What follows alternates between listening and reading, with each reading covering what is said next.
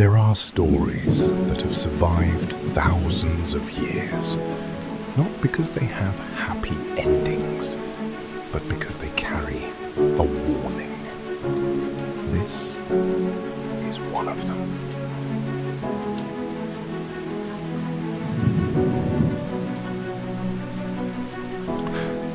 On the island of Crete, in the court of the mighty King Minos, there lived a man unlike any other.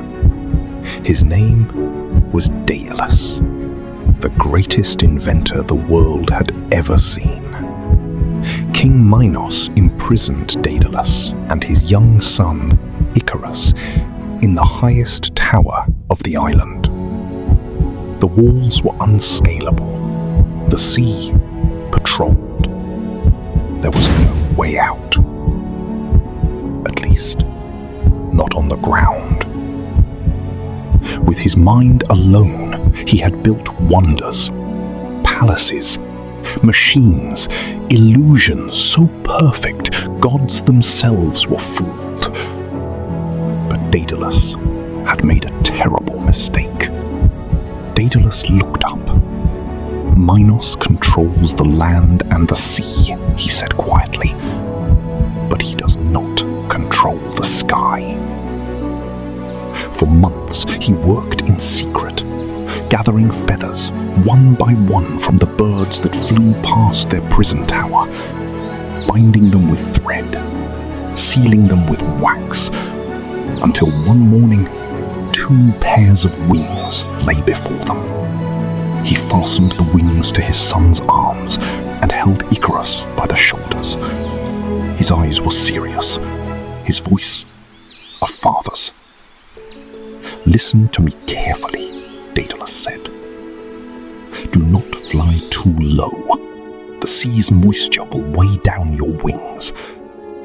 And do not fly too high.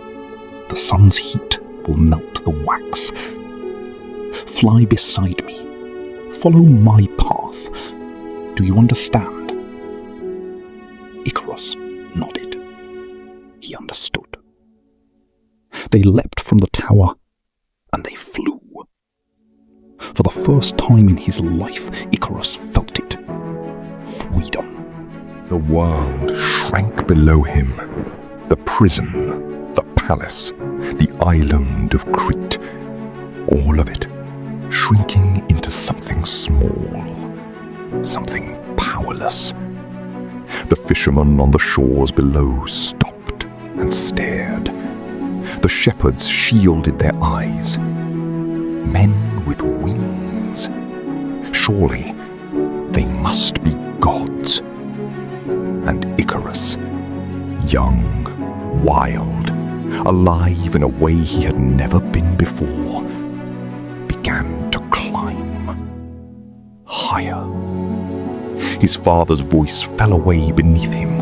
"Icarus, not too high! Icarus!" But the boy could not hear. Or perhaps he simply did not want to. The sun was warm at first. Then it was hot. Then Icarus felt something strange. A feather drifting past his face. Then another. Then another. His wings were coming apart. He reached up, grasped at nothing, and then Daedalus flew on alone. He searched the water below, calling his son's name again and again, until his voice broke, and only the waves answered. He buried Icarus on a small island nearby, and they say he never flew again.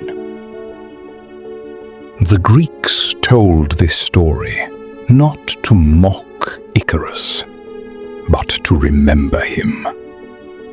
Because in every age, in every life, there is a moment when the sky opens up before you, and a voice you love says, "Not too high."